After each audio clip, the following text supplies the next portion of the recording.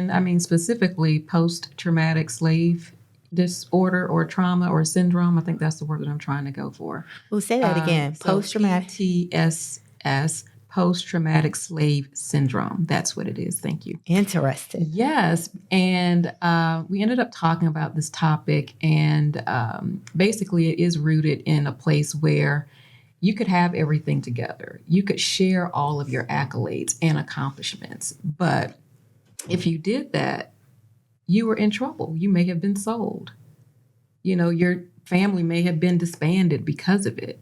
And so that is, you know, trauma that we continue to live with that we don't even know. Mm-hmm. Another one is not highlighting, you know, those accomplishments that you have because, if I do that, you know, will people look at me differently? Will they think that I have more and they don't want me to have more? Will they retaliate against me?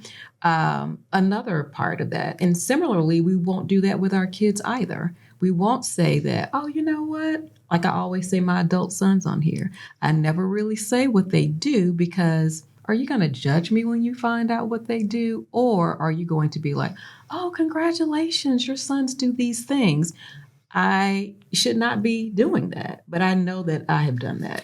And I think as women, I think there are mean girls, mm-hmm. right? And there are women who get their power from being the only in the room, right? And so because of that, they don't want other women mm-hmm. around. Mm-hmm. And then there are women who want to empower women. They subscribe to that mentality and they're kind of lifting as you climb. Yes.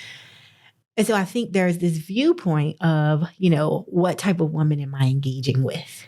And is this a woman that is looking to get information from me to outdo me? Mm-hmm. Or is this a woman who is trying to truly, genuinely develop an authentic relationship to support me and we can support each other? Yes. And then I think with that extra lens of being Black women, mm-hmm. you then have the kind of extra scrutiny of a lot of our circles are still like 1 or 2 generations into like education and like socioeconomic privilege. Mm-hmm. And so in some circles, maybe your family, you may or may not be the one who made it. And sometimes you got to dim your light a little bit so mm-hmm. they don't think you're better than them. Yes. In circles where you are living out your career, you may be the only. Mm-hmm. And, you know, part of your success is being the only. Yes. And then within your peer group of